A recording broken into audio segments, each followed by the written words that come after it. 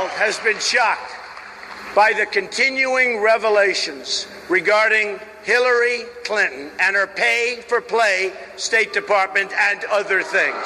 As I've said many times in recent days, it's hard to tell where the Clinton Foundation ends and where the State Department begins. That's what's happened.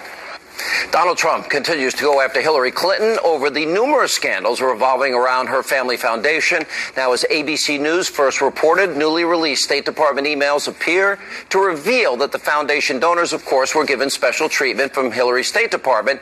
Now, 2010 emails show discussions to give foundation contributors an invitation and preferred seating to a State Department luncheon with China's former president. Now, the Clinton campaign did provide us with a comment on this story, saying that Hillary Clinton's State Department only acted to advance America's foreign policy interest and didn't have any other intention. One of the Clinton donors that were involved in this report is denying attending the event, while another says that he does not have a record of it. Joining us now with reaction, author of Clinton Cash, Peter Schweitzer. Peter, between that and we've got another scandal emerging about a guy that you and I have talked about, what's his name, Chagoury, and his connection... Yeah, Gilbert Chagoury, yeah. Chagoury, and his connection to the Lebanese, Shiite-funded group Hezbollah, which is a terrorist organization as identified by our government. So she's got more revelations by the day. Yeah, no, that's exactly right. And what it's doing is it's further confirming what you and I talked about more than a year ago involving Gilbert Chagoury, involving pay-to-play. And that is these emails are now confirming precisely that. Look, the Clinton Foundation is playing a major role in Hillary Clinton's State Department determining which foreign officials she's meeting with, who is going to have her ear or senior policymakers' ears on policy. And these are not, just American corporations. These are foreign oligarchs who have their own agendas, Gilbert Chagoury being an example. Why this guy, who is connected with a movement in Lebanon that is allied with Hezbollah, that was on the national federal do not fly list in the United States, is being given access to top decision makers at the State Department by Doug Band of the Clinton Foundation is beyond me. And it's evidence of this play-to-pay corruption. But you got this guy, Doug Band, who works for the Clinton Foundation. While Hillary's Secretary of State, he makes the entree to Uma Abedin, Cheryl Mills, and it seems that every time he does, that the connection is made for the people that gave money. Over half the meetings she had with private citizens are people that donated or pledged to donate. Well, that sounds like she's selling out her office. And often is the case, like the guy that got the forestry rights in Colombia, you give to the foundation, you get access to Hillary, you get meetings with people that can help make you more money. And I assume more gets kicked back to the foundation. That's right. I mean, we know now on at least 3 continents that was the case, that the Clintons helped Clinton Foundation donors procure lucrative deals from foreign governments using her purchase as Secretary of State as a sweetener. And then those entities, after they made their money, made large donations to the Clinton Foundation. Look, these meetings, we're not talking about donors that are giving $25, $2,500, or even $25,000 to the Clinton Foundation. We're talking about $500,000, $1 million, multi-million-dollar donors to the Clinton Foundation. It's pay to play, and everybody in Washington knows. Chagoury, though, there's a 2013. This is a guy that couldn't get a visa to get into the country because of his connection to a terrorist group called Hezbollah. Now, add to that, Uma Abedin's mother, who I guess edited this book that, endorses stoning and lashing of adulterers and the killing of apostates and sexual submissiveness for women, whether they want to or not, and even genital mutilation of women. Well, Uma got her mother and Hillary to go to a place in Saudi Arabia, a girls' school in Jeddah, Saudi Arabia, and Hillary Clinton says, we got to stop as Americans stereotyping Saudi women as oppressed. Well, they're told how to dress. They can't drive. They can't leave the country. They're told if they can go to school or work. And she's saying we've got to stop oppressing them. Why? Because she wants more money to the foundation?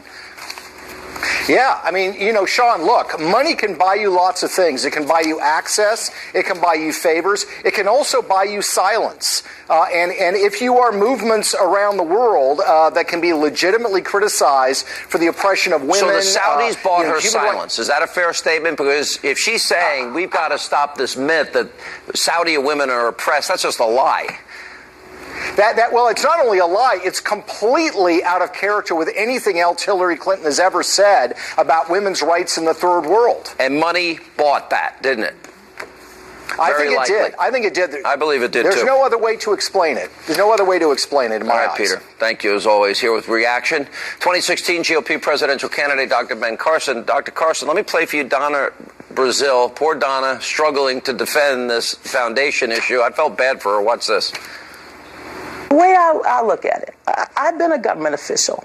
So, this notion that somehow or another, someone who is a supporter, someone who's a donor, somebody who's an activist saying, I want access, I want to come into a room and I want to meet people, we often criminalize behavior that is normal. And I don't see what the smoke is. I don't see what the smoke is. It seems the only people that really had access to her is if you gave money. I doubt you could get in to see her when she was Secretary of State unless you donated. That's right. Well, if this is normal behavior, then we certainly don't want more of it. I mean, think about it. If you were a Secretary of State and you were going to engage in pay to play, what would you do? You would try to cover your tracks. And hence, you see all these deleted emails and all this subterfuge. I feel sorry for Donna Brazil and the people who have to try to defend this because they know it's not right. But here's the real thing to think about. If you have all of these irregularities going on and she's Secretary of State, what will happen if she is president? Just imagine that.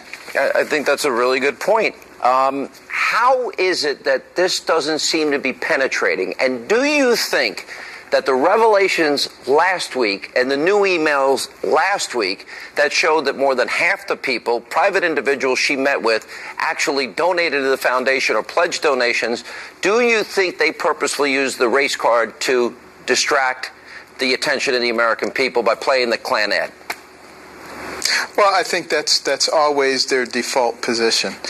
We can play the race card. And that, I think, in and of itself is a mistake. To liken Donald Trump to the Ku Klux Klan, it will make people start asking questions like, where did the Ku Klux Klan come from? They came from the Democratic Party. Who was the party of slavery? It was the Democratic Party. Jim Crow, the Democratic Party. Segregation, Democratic Party. Trying to keep guns out of the hands of blacks, the Democratic Party. Who resisted the passage of civil rights movement?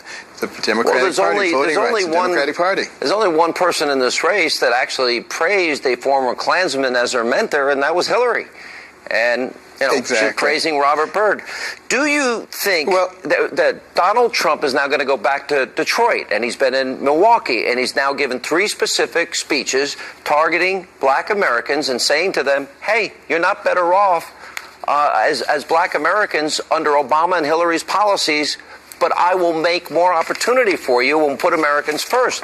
Do you think that message is going to resonate in the black community and increase the percentage of the black vote for the Republican Party? I think it will. Of course, the Democrats are alarmed and they're going to attack him vociferously. Why? Because this is their sacred cow, and they don't want that group of voters disturbed. But the fact of the matter is, African Americans are smart just like everybody else, and they will open their eyes and they will recognize. But the race card is played every election season, every single time. Does it work? And if it didn't work, why are they playing it again? Well, it does work for people who basically don't spend a lot of time analyzing the situation for themselves and saying, are we actually better off? What is happening with our employment, with our out-of-wedlock births, with our families, with our education? But a lot of people are starting to ask those questions. I think Donald Trump is causing them to ask those questions. He's talking about it in all kinds of environments, and then he's going to bring it actually to the black community. And I think there'll be a lot of people with their ears open, ready to hear what he has to say and evaluate it in an objective fashion. And I think it will have a difference. All right, Dr. Carson, always good to